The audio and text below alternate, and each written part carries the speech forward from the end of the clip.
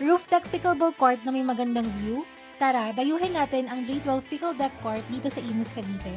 Located lang siya lampas ng District Imus at tapat ng Starbucks kaya sobrang convenient puntahan. Plus, ang daming food options sa building and within the area kung gusto nyong kumain before, during, or after playing. Mabilis din na po ng parking dito kaya better to arrive early. Nasa third floor ang courts at isa sa unang napansin ko talaga is yung court colors nila. Hindi masakit sa mata at kitang-kitang bola habang naglalaro.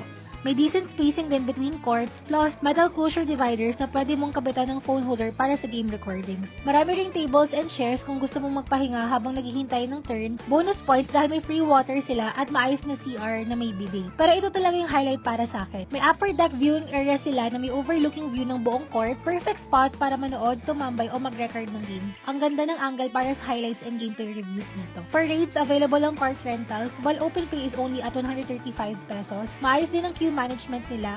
Active ang QM sa pag-heads up ng standby players and consistent in reminding everyone na hanggang 11 points lang para mas mabilis ang ikot ng games. Since roof deck at outdoor court ito, factor talaga ang hangin. Pero magandang training ground din siya para mas mahasa ang ball control at shot placement mo. Ikaw, have you tried playing on a roof deck court before?